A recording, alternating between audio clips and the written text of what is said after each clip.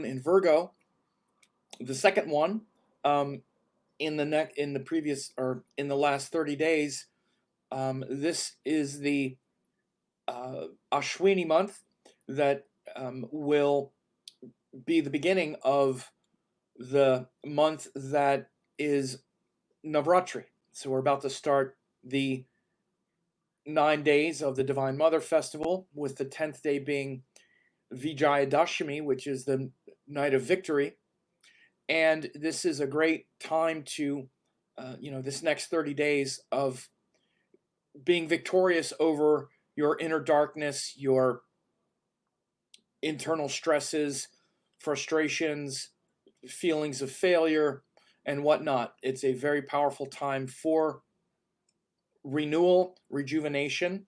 The Divine Mother Festival, there are two of them. One comes earlier in the year, and one comes now.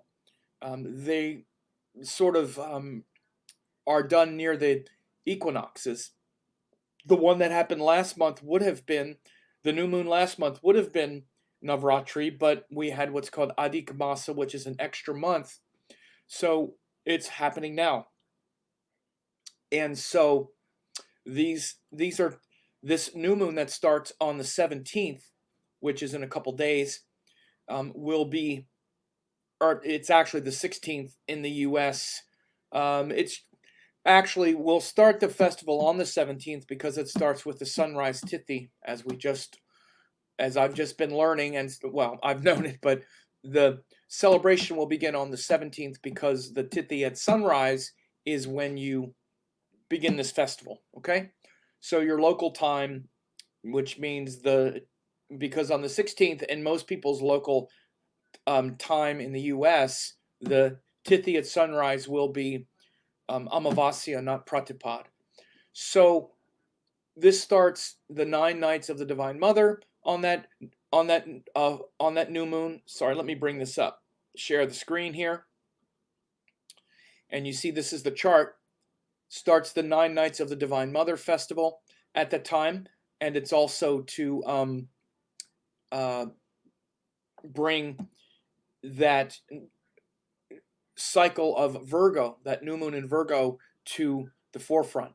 And someone just remember, there's some people who remind me to say that. Remember to hit the like button, y'all. Like it and subscribe. Good vibes. Thank you, Whitney Complex, for reminding me. I always forget to say that at the beginning. Like and subscribe. I'm supposed to say it all the time. I say other things, like I'm always telling people about my great opportunities for learning. I just put a link in the description. Those of you who haven't gotten it yet, you can get my for $9.97. For $10, you can get a great package of courses. I'll talk about them a little bit later, but you can see here that these courses are great, only $9.97, and you get great classes here. Yoga and Vedic Astrology, 6 hours. And again, this is a great thing to be doing on this new moon in Virgo, which is all about details, all about aligning with, the world that you live in, organizing things, organizing those details in the best possible way. So again, this is a great time to be studying the next 30 days. And again, you get to study all of these great classes, 10 hours of classes: quantum, Vedic astrology, neuroscience, learn all about your brain, how it works, and how the astrological principles show that. And also spiritual astrology masterclass. Again, excellent opportunity to learn how to do these things. But we'll get back to that a little later. What I want to do is get into this month because we have a lot of transitions happening, a lot of wonderful opportunities. Kim Hayes said, I signed up. Exciting. Yes. Awesome. Watch those classes. It's a great education on how the universe works, how spirit takes form in this lifetime, on this level of earth and karma. You're a product of your karma, of your actions, and the karma literally is with this earth. That's why you have a physical body. That karma with this earth in a physical form is shown by that natal chart. And so if you don't understand these things, then you have a hard time in life. This is the body of knowledge. These are the things that we're all supposed to understand. And we can, again, astrology is often used to help us, how do I get ahead in my career and my relationship and this stuff? How do I do this and do this and do this? And we don't even know who we are or whatever any of this is. We just kind of do it. So, of course, astrology helps you with all of that stuff. But the most thing that it does is offer you self-knowledge, so you know who you are. Goddess Muse says, loving the classes, Sam. Please offer more sometime. I have a lot of them. I have inexpensive ways to get involved with classes, a lot of them at my website. So anyway, I'm glad that people have been taking me up. This is why I mention these things. So this month ahead, we have Sun, Moon, and again, this is the true month. The true month is a synodic month. And the synodic month means when the sun and moon come together. And these synodic months have been measured all the way back into the mists of time, back in the earliest Indian writings. Back in the Vedas, they were measuring synodic months. And the reason we have 12 calendar months that are just pinned to the calendar is because they're derived from 12 synodic months, which means 12 sun-moon conjunctions. We have 12 sun-moon conjunctions every one rotation of the Earth, or one revolution of the Earth around the sun. This is the most basic timekeeping. By the way, I just have to laugh here. Billarat M. Airway says, I will sign up as soon as I get the money. You don't have $10. I have to laugh. This is always the thing. At least you didn't say, I'll sign up when I hit the lottery, which is often what people say. It's $10. If you don't have $10, I just had to laugh. I have to laugh at things like that.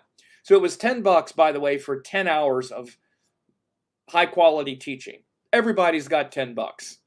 Everybody has $10. It's not that you don't have $10. It's that it's not worth it to you, which is fine and fair. But I just got to be real. Sam is the keep it real zone. I'm going to keep it real. You have the money. It's just not valuable enough to you. So I got to be clear. All right. Because that's me, and it's the beginning of the Virgo cycle. And got to keep those details and those facts straight. But all the way back into the earliest timekeeping in the Vedas, they were measuring the soli lunar cycles, and there were 12 of them every year. And this is the measurement of that. So when the sun and moon come together from where we're standing on the Earth, that starts that new moon. That starts that 30-day cycle. And that 30-day cycle has a name. In this case, it's Ashwini, the month of Ashwini, because that's likely where the full moon will happen. And there's a whole structure in place. And there are 15 lunar days of the waxing part of the moon, called Shukla Paksha, and 15 of the waning moon, called Krishna Paksha. For example, I'm recording this today, and it's Krishna Triadashi. That's the day. And that literally means Krishna, or dark. Triadashi means 13th day of the waning moon. Okay? And so then you see tomorrow, it's Krishna Chaturdashi, which means 14th day of waning moon. And then the next day, this is Pratipad, but then if I go back an hour earlier, it's Krishna Amavasya. Amavasya means the new moon. Then an hour later, it's Shukla Pratipada. Shukla means waxing, and Pratipada means first tithi, or first lunar day. So all of this is the ancient timekeeping that's been going on forever. And by the way, the Indians had it right back way before anyone else did, at least in understanding the concept of the sky. Again, it doesn't mean that their math was the most perfect or that everything was the most perfect. They weren't calculating every orbit of the planets. At least we don't have the records of that. There's no reason to pit the cultures against each other like it's a contest. But what we do know is that in the earliest Indian writings, from the very beginning, they understood that there were two circles. There was one circle that was pinned to the year called the Sayana Chakra, which had to do with the Earth going around the sun. And the Earth going around the sun creates the year. It creates the equinoxes and solstices. It creates seasons. And then based on 12 lunation cycles, they also broke that year up into 12 solar months, calendar months. not 12 zodiac signs. The zodiac is the sky, but 12 calendar months. And they coordinated all of them. So they had that circle, and then they had another circle called Nirayana Chakra, which was the sky, and the sky is what measured everything. All the planets moving through the sky. They were also measuring the solstices and equinoxes and when they happened. So the Indians understood all of this all the way back into their earliest writings. And so what I'm saying is that the this measurement that we're looking at right here, this new moon, goes all the way back into the earliest wisdom and knowledge and cosmology of the Indian culture. Now, the other thing that they did is they had these two different circles. We're measuring this now at the very end of Virgo. And again, that's based on the sidereal zodiac. Again, every Vedic astrology text clearly says that we use the sidereal zodiac, which is the sky, the Nirayana chakra, because the sky is the thing that's not moving, and everything is moving through it. So even before they were actually even using the zodiac signs, they had the sky measured out. And then once we started using zodiac signs, they aligned the zodiac signs with the sky. So you have to understand it's not a debatable point here. It's in all the texts. And if it were to show up, even if we were to find something in an astrology text that didn't say that, which we don't, and I don't think we ever will, that would be the mistake. Because we understand the concept of what the Indians were doing. It's called proof of concept in science. You prove the concept. So the concept is very clear.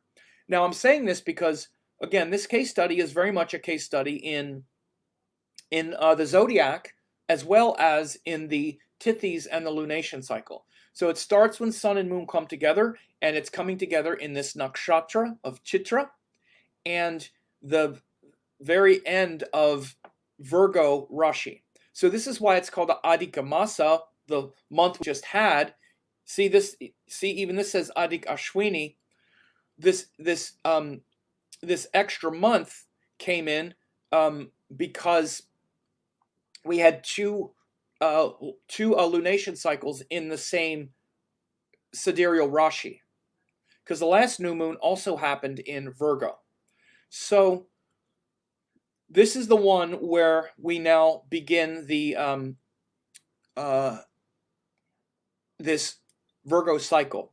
So again, Virgo is about precision, it's about details, it's about organizing things. You see, Virgo comes after the sign of Leo.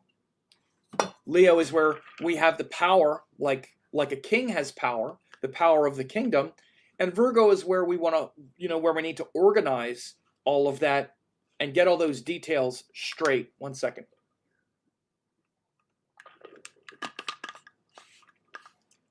And those details are literally what makes the kingdom run well, makes the kingdom run smoothly. This, just like you have a household. Let's say that you make a lot of money. Let's say that you're used to living a certain way, and then all of a sudden you win the lottery. Everybody's a big fantasy. One day I'll win the lottery. Let's say you win the lottery. Now you have all this money, and you just start buying things, and you don't organize any of it, including keeping track of your money. Well, then you'll blow it. Instead of building a powerful kingdom and a powerful structure, you'll just dissipate it because there's not the intelligence and the structure to contain it. So that's what Virgo is about. The best run businesses or governments or any enterprise or, kingdoms or corporations or whatever have a good structure behind it. And this is very important. And so this, this new moon in this cycle is very much about the,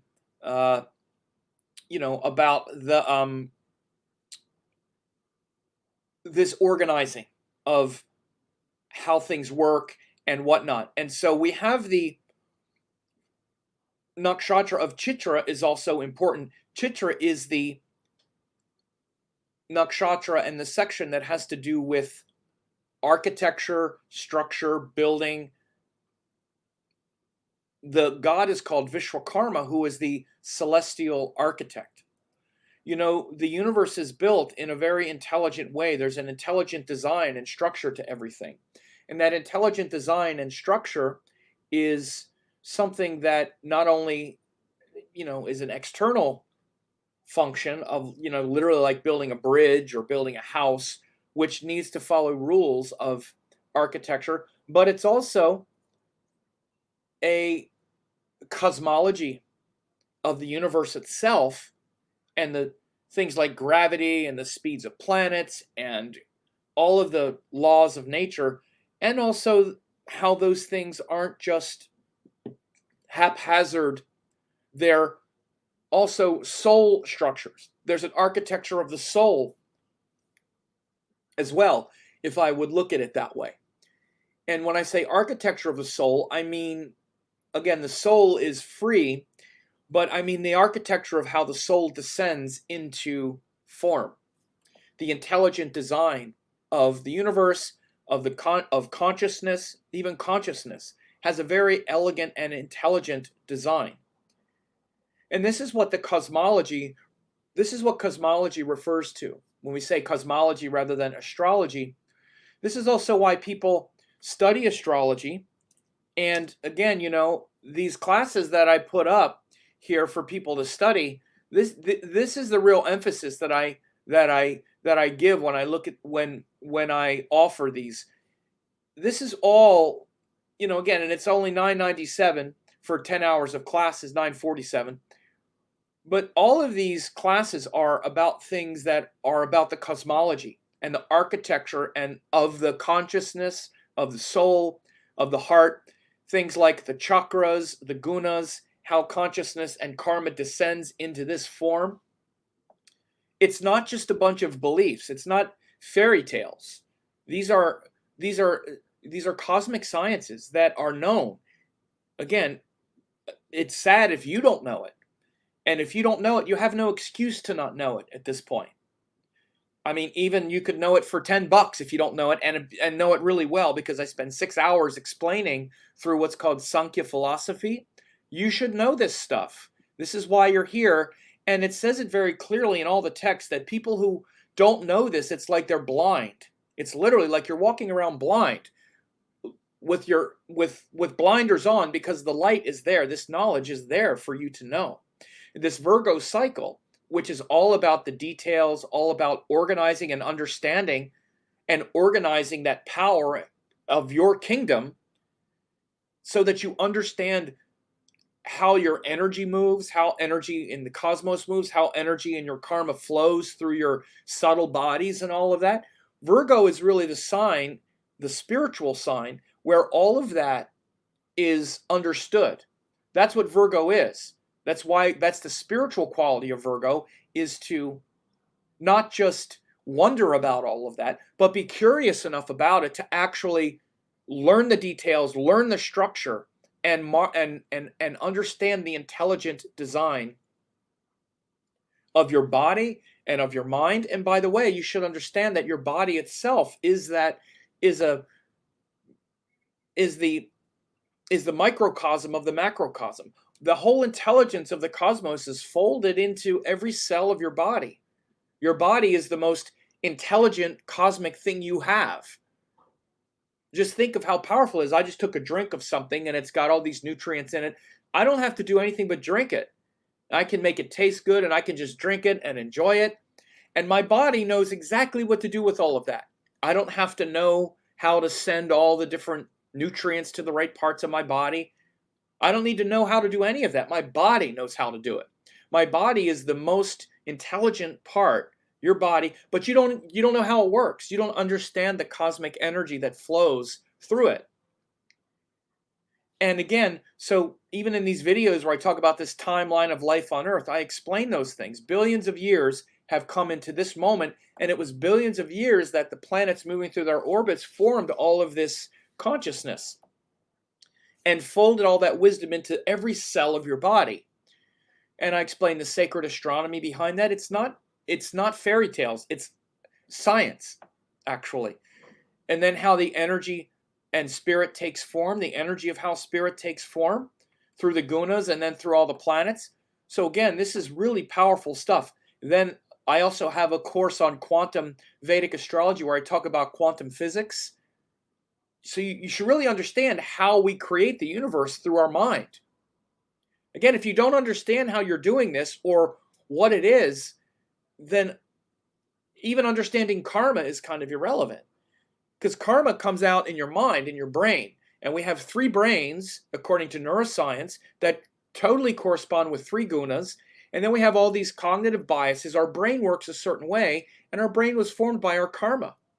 That's what your karma is. Instead of wondering what it is in some abstract way, your karma is your brain.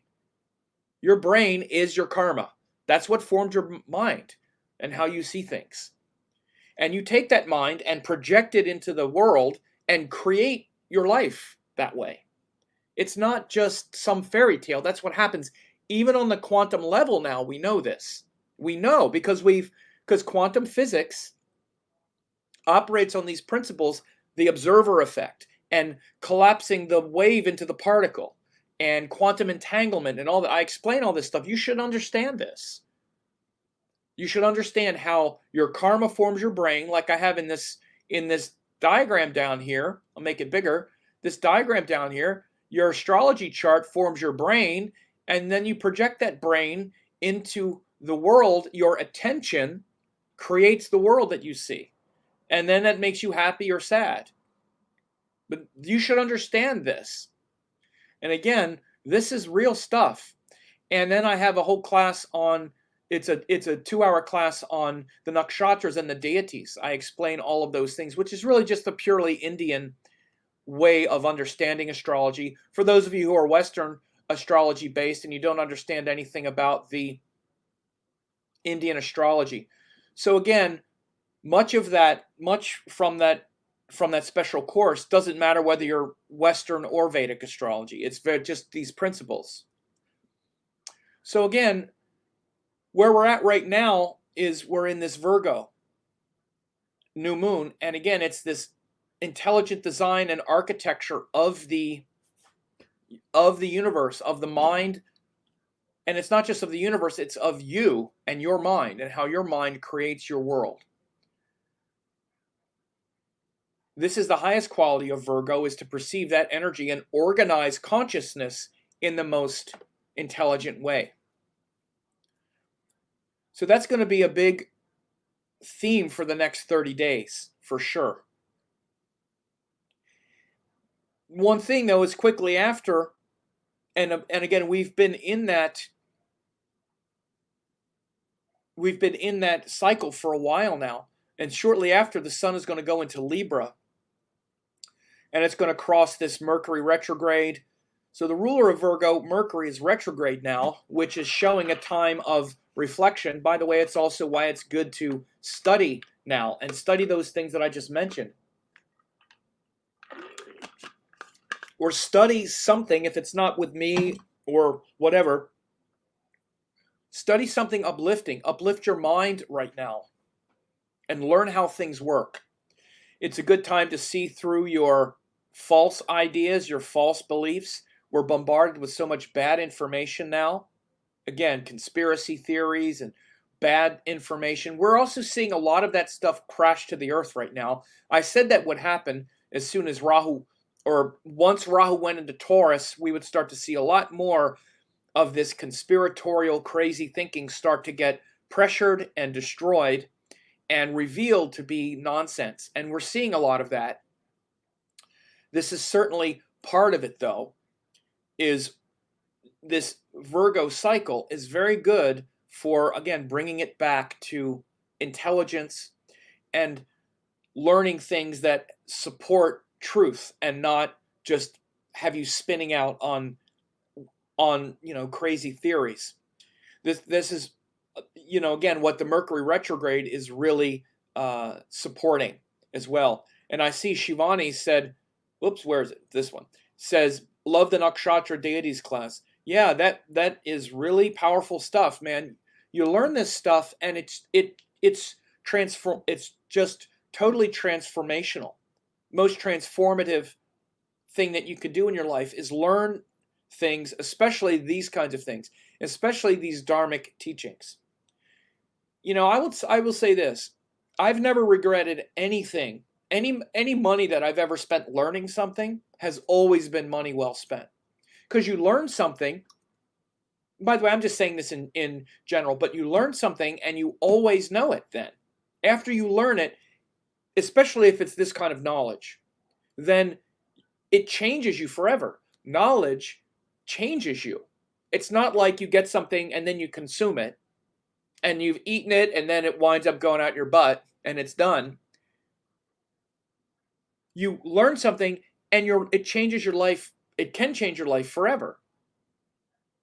Particularly this kind of dharmic knowledge. Dharma means knowledge aligned with truth and wisdom. These wisdom teachings. So I'm glad, Shivani, that you've been studying. She said, been studying so much this past month. Great. And again, that's really a lot of what we're supposed to have been doing as the sun has been going through Virgo. But again, now with Mercury retrograde, it's also a time to really start learning more about your nature, and particularly as it relates to other people, compromises, your willingness, capacity, and ability to compromise with others, and the truth that is shown in that. No matter what you have in your life and your connections that you have with other adults, like romantic partners, business partners, or what have you, there's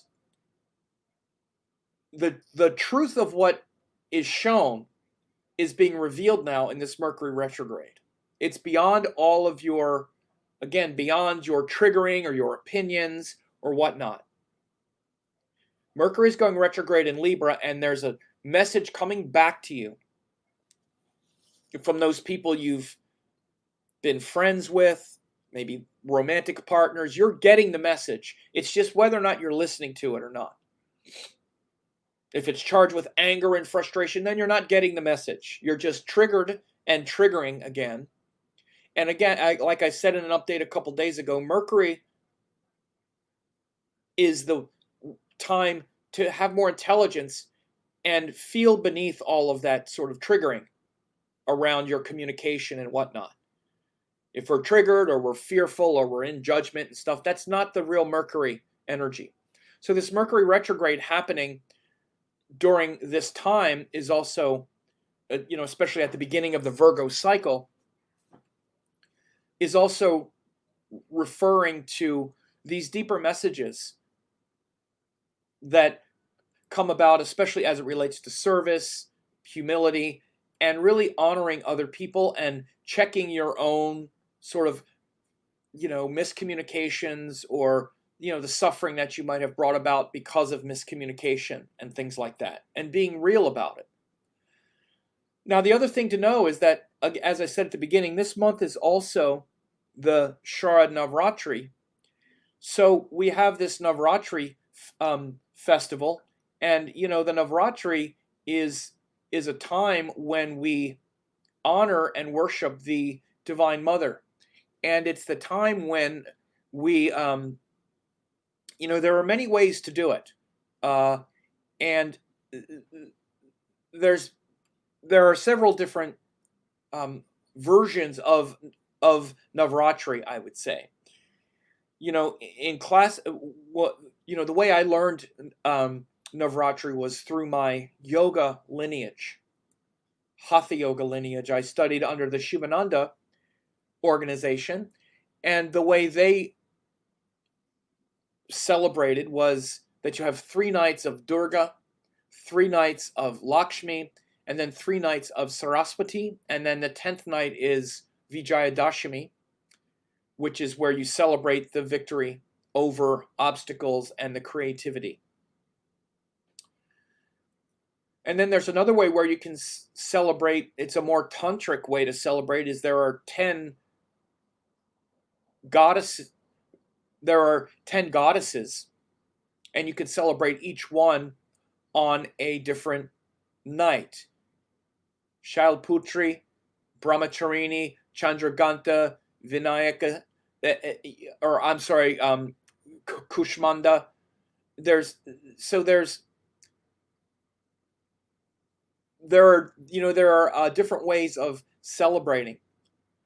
I usually tend to explain and celebrate myself and worship myself, because the way I learned it, the way I celebrate is the first 3 days being Durga, where we have to first destroy the darkness. Durga is the tamasic goddess.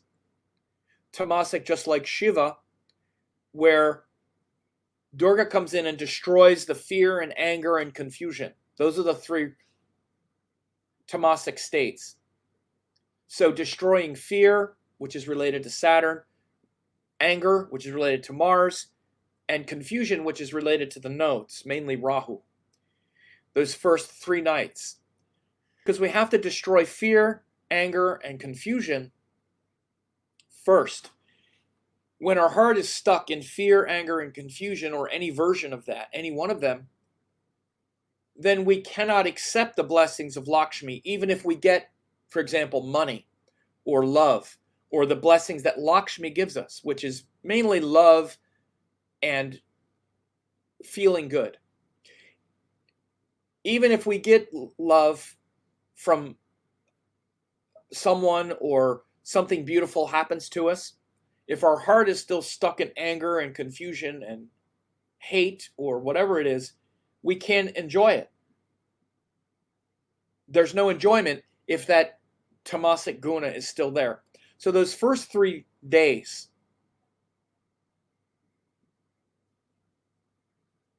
are 3 days of inviting in Goddess Durga to remove and destroy the tamas and to destroy the heaviness in your heart.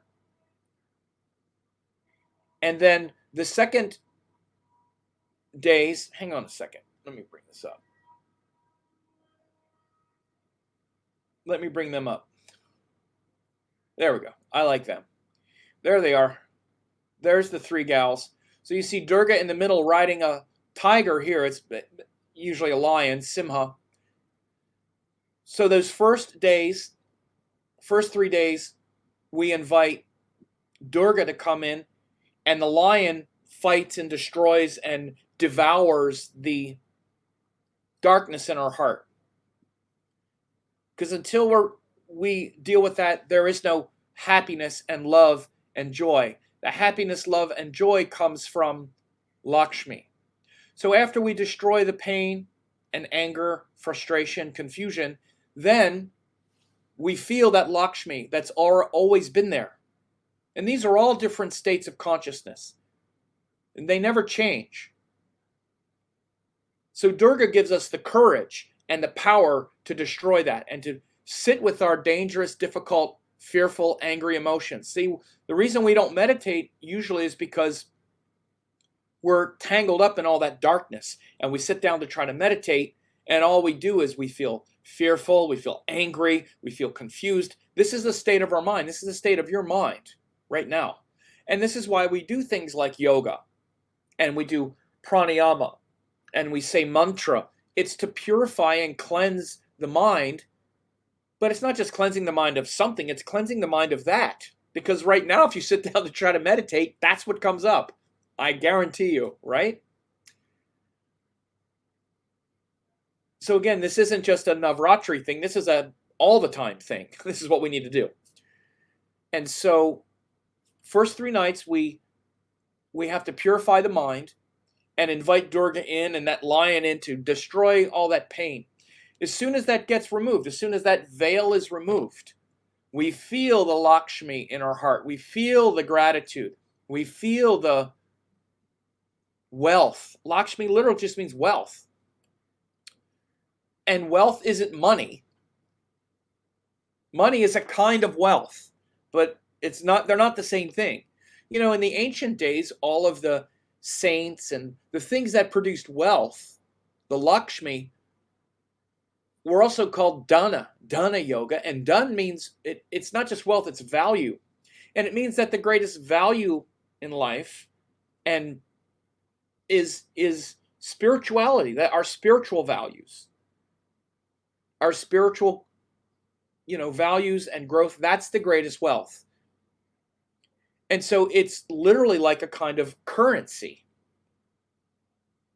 And it's the most valuable kind of currency, is spiritual growth and truth. That's the currency that you can spend anywhere, anytime. It never devalues, it only grows in value. You can't get more of it by quantitative easing.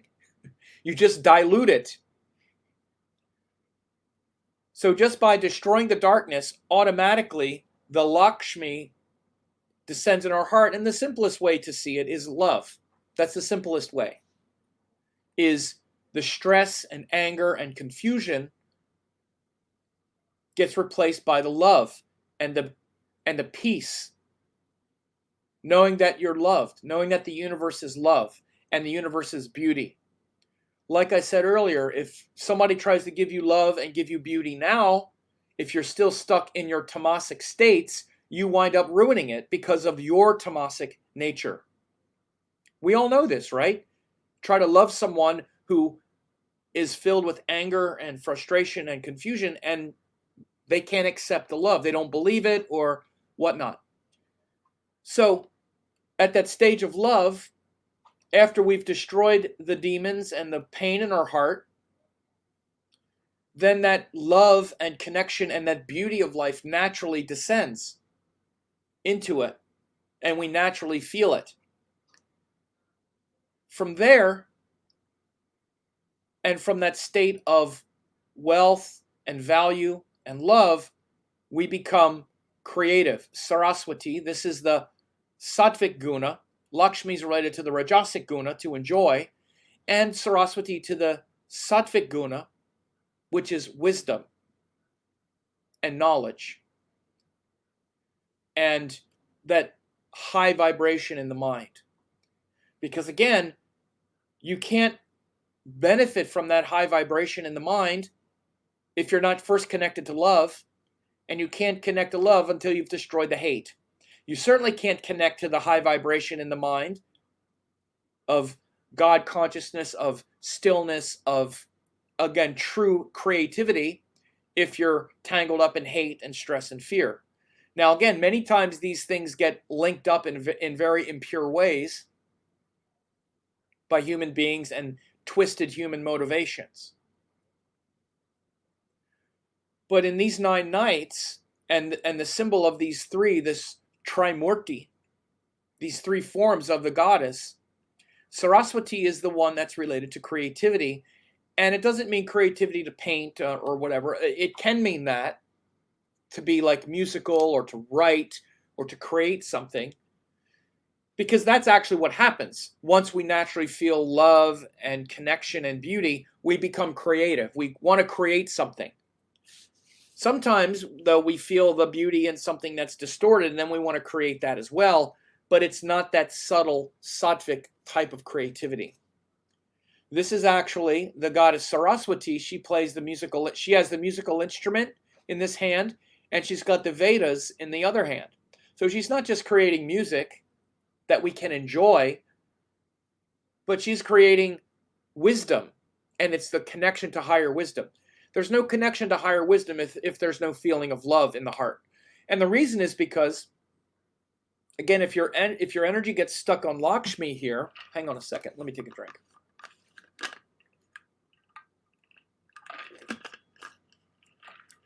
Then this means that you're just trying to find love. And this is where a lot of us are stuck. We're stuck in this Lakshmi Durga energy. We're trying not to feel anger, hatred, confusion, and we're trying to get love. We're trying to feel good, trying to get love, trying to feel loved, trying to feel good, not hate, feel good, not frustrated. I love this person and I also hate them. Blah, blah, blah, blah, blah, blah, blah. We're banging back and forth between the darkness of Durga energy in the mind and the desire for Lakshmi, for more Lakshmi. I want more money. I want more happiness. I want more appreciation. This is all Lakshmi. And the reason why we don't feel it and we're stuck is because we still got all this impurity in our mind. course, it doesn't feel like that. We think, oh no, I deserve it, I deserve it, I'm right, I'm right, I'm right. They're wrong, wrong, wrong, wrong, wrong. Everybody's wrong. Again, no, it's not what's happening. We need to purify our anger, our fear, our confusion about those things. When I say purify, I mean purify. It means destroy it. I didn't say play with it. I mean, you got a tiger here or a lion that comes in and devours and destroys it and gets rid of it.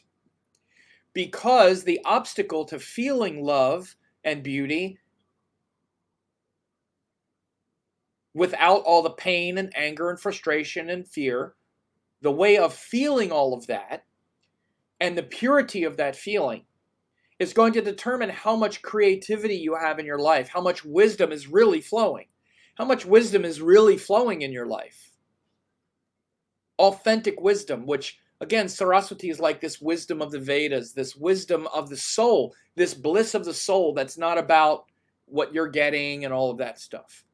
So Saraswati is that sattvic goddess, that pure sattva, that pure sattvic goddess. And Saraswati was the daughter of Brahma. So these other ones were the wife of the gods, like Parvati or Durga here is the wife of Shiva, Lakshmi is the wife of Vishnu, and Saraswati is the daughter of Brahma. And this is very important, and this is also one of the biggest reasons why my feeling is we have Shara Navratri in Virgo. Because Virgo literally means young girl, and it's the purity, it's the purest of the signs. It's the sign of purity, Virgo is. And it's the most related to the goddess Saraswati of all of them. That purity of mind and heart. And it's symbolic of a young girl before she becomes like menstrual and all of that. That's what Virgo means in that sense. Again, it's not just once a girl starts menstruating, she's not pure. We're all pure in essence, but it's that purity and that innocence of that time that Virgo symbolizes. And again, it's like that daughter, like that purity that lives in the heart of a young girl. You know, I taught an in-person class last week, and one of the ladies who was there had her young daughter there. And the daughter was, I think she was 9 years old. Right at that age where she was very curious, and she wrote down all this stuff. I had my book there, and she's like, I wrote this down from your book. You said this was in your book. And she wrote down all this stuff and she wrote down the most important stuff. She knew what to write, you know, because I say a lot of stuff when I teach. It was like 4 hours. And she wrote down these things that I said, you know, just so beautiful and cute and sweet and pure. Just the purity of heart of the young girl is that purity of Saraswati, Saraswati Ma, Saraswati Devi. You think of that purity of heart and again, that's the potential that we all have. And yeah, Gayatri just pointed out this thing where she's wearing the white robe. You see the other two are wearing the red robe, which is more about Shakti and Mars type colors because there's more activity there. But you think about the purity of the young girl's heart. Innocent, pure. And like, again, Lakshmi, this is a woman that would be like with a man. And these are more adult kind of relationships where there's, you know, like I explained, there's more desire. It's rajasic. It's also more sophisticated. These are stages that we have to pass through and stages that we come out of again. This is why these are evolutionary concepts. They're not simplistic. But you can see how that purity of the young girl mind in goddess Saraswati is the most sophisticated, is the most refined of them all. You'd think the most refined would be the oldest or the this or that. No, the most refined is the most innocent, but it's innocence that passes through experience. Because the 9-year-old girl, even though it was so beautiful to connect just with that innocent purity, she has to pass through experience and then back to innocence again, which is what we're all trying to do. This is what we've done. We've become immersed in this, but the soul is unblemished by anything that's happened. We're still innocent of everything. Your soul is still innocent of everything, of all your mistakes, And so is everyone else. They're all innocent of everything. They're all innocent children trying to do their best. And so on that level of ego, we have to reckon with this. And so it's important to also trace these steps back from Saraswati through Lakshmi, where there's desire and happiness, a desire for happiness and joy and beauty, and then back to the darker forms of our mind and consciousness that Durga represents, where we need to destroy that first. And again, the reason it's hard is because we need to do this. You can also look at this related to the gunas, that the reason this Durga energy is often quite hard is because we need to go through it, all the way through it. Like, in some ways, we need to kind of go through that hell of forgiveness, forgiving the people that hurt us, forgiving all that charge we have around all that stuff. And as much charge and attachment that we have to that, that's how much love we're able to embody and receive and give. That's the truest measure of how much love we're actually giving, is how much of that resentment and all that stuff are we still stuck in. That's how much love you're actually giving. You might think it's more, or you're better, or at least I didn't do that. Maybe you didn't do that, but you did something that's just as bad. And all of that shows really how creative you actually are, how much creativity is and purity of heart is actually flowing. Now again, we can compartmentalize, these things get compartmentalized. Some of us have much more of that purity flowing in other directions, others in other directions, but still on a soul level, there's a real connection to all of this. So this is the reason that I like this Trimurti structure of the Divine Mother of the Navratri, because it really plays on this direct connection to the gunas. And these next 9 days that start on the 17th, we go back to these 9 days that start on the 17th are a time, again, the first 3 days, this is the 16th, so if it starts on the 17th, it's hours, get a day. So if they start on the 17th, if the 17th, 18th, 19th are the first 3 days, and by the way, these are related to Durga, then 1, 2, 3 are related to Lakshmi, and then 1, 2, 3 are related to Saraswati. You see it already went to Dashami at that time. These tithis don't change according to our calendar. Okay, so we have to look at those at those sunrise tithis and whatnot, but usually starting on the first day, then we go 3 days, 3 days, 3 days, and then the 10th day, Dashami, is called Vijaya Dashami, which means the 10th day of victory. So again, this is a very special month ahead for you to, in many ways, change your life. Invite that fierce and protective form of the Divine Mother to come in first and cleanse and purify your heart. Then, as it's cleansed and purified, and you forgiving, again, on those days, really pay attention to those qualities of forgiveness, those qualities especially on those 3 days, those qualities of forgiveness of your enemies, letting go, seeing them just as you would want to be seen, as you would want to be forgiven for your mistakes on those first 3 days. And then feel the love and joy that comes into your heart once you can let go of that. And then feel the immense creativity and connection to peace and stillness and joy, the bliss of the soul.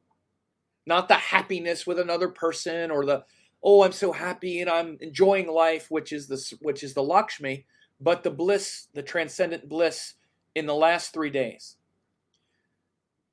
That's really what the Navratri offers, that part of it.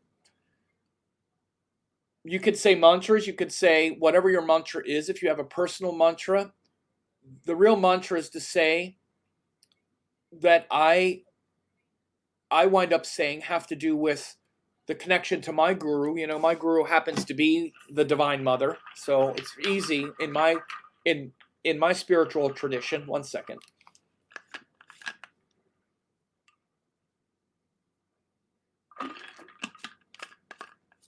Because we have the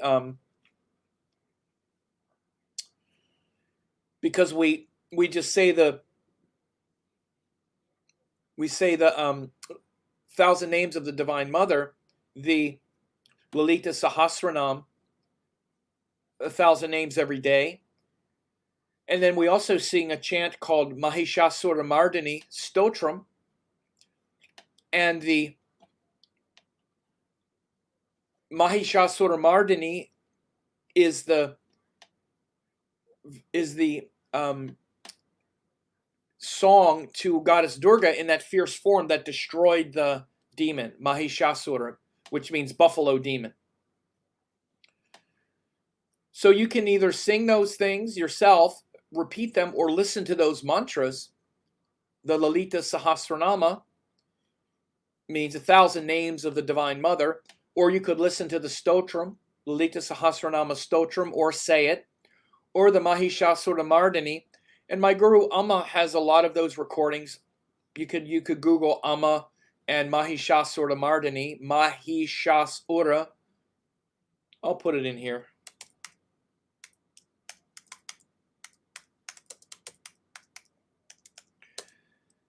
Mahishasura Mardini.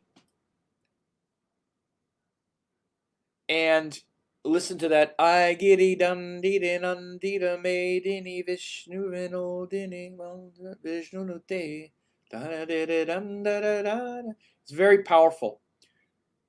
Or you could say the Divine Mother, again, the 1,000 names of Divine Mother. Or you could say a Lakshmi, or, a Durga mantra on the first 3 days, Lakshmi mantra on the second 3, Saraswati on the third. And say them. You can say them continuously in your mind. This is what we're supposed to be doing anyway, is saying mantra. So it's a real good time for a spiritual reset in this regard. This next 30 days. Great for this spiritual reset around the qualities of Virgo. These 9 days timed to the new moon is a time to celebrate the Divine Mother, the divine creative principle. That's what it is. And this is important. Alex said, yeah, well, Durga encompasses all these goddesses. Well, you can say Kali, but Durga is also the fierce form as well. There's ways to explain this. So Durga is also the fierce form. The one that encompasses all of them is usually, well, you can say Durga, Lakshmi, Saraswati. That's fine. Durga is the fierce form. Kali is a more fierce form. It's a tantric goddess. It's complicated, but if you want to do Kali, then go ahead. But Durga is also fine. Okay? So it's not incorrect to do Durga either. The seed mantra for Durga is Dum Dum Dum. It's also the fierce protective one that destroys. So again, Kali is different. It's more. It's a different kind of version. So there's nothing wrong with doing Durga, Lakshmi, Saraswati. That's fine. If you don't want to do Durga and you want to do Kali, you can do that as well. So don't get tripped up on that. So I visualize Durga sitting on the lion. And again, this is why. Kali is a different thing. So within this Trimurti structure, I think that Durga is the one. That's why I described it. And so, but do what you want if you want to do it. So this 30 days is going to be very powerful in that regard, okay? And again, with Mercury retrograde, it's going to even support that reflection, that internalization of wanting to turn inward and turn away, because Mercury is the ruler of Virgo. and the time to really also internalize things like mantra is really powerful on when Mercury is retrograde. It's a great time to chant a mantra, to use a mantra, both spoken and manas or manasa japa is what it's called, mental japa. Japa means repetition of a mantra. So again, you can repeat these mentally, you can do them physically as well, and you should do both. But again, first we'd say it physically because we're training the mind to do it. But you can have this going in your mind all the time. So I'll leave it at that, and I hope this was helpful. And yes, share it with others if it was helpful for you as well. And you have a good month. And again, this is a very transformative time to recalibrate. It's like a reset. Every new moon is. It's an emptying. That's literally what Amavasya is, where it's emptied. And then we build it back up again. So now we're building it back up with this power of the Divine Mother. Again, Durga with her weapons there to destroy all those demons, and the lion there to devour and help to destroy all of that darkness. Lakshmi to embrace the connectiveness in your heart and that love and beauty of life that's always there, but it's just getting tangled up with all of the stuff, with the anger, frustration, and confusion. Once that's removed, Lakshmi is there, which shows that love, that love, connection, happiness. And then Saraswati is there to show that direct connection to the purity of the heart, not necessarily like the happiness, which is always, which is also important. That's where we're at usually, is between that happiness and the weird, sort of dark emotions. Once we purify the heart in that Lakshmi, and we feel that love and stillness in the heart, that love and peace and joy, that life is beautiful and I'm a part of it, then the knowledge comes in. Then the wisdom comes. But not until we feel that love and that we belong here and that life is beautiful and the universe is beautiful. Can there be sattva? There's no sattva in the mind if we feel like the world is just this dark, terrible place. And again, this is really terrible in the world right now. People that are so spun out on all these horrific ideas about things they don't know anything about, just buying into all of this negativity, this darkness. And they're wrong about pretty much all of it. Seed truth that's blown way out of proportion, has people all worked up as if the universe and the Illuminati and the deep state and everything's against them, and they feel no love in their heart. So how much wisdom can flow in at that point? None. So again, one more time, Durga removes all that pain and suffering, paranoia, all those negative emotions. So you feel the natural love in your heart, and that existence loves you, and that you're a part of it. You belong. Life is beautiful. Only when that happens can authentic wisdom flow in. Authentic wisdom and peace and bliss of your soul. So we'll leave it at that. You have a good one.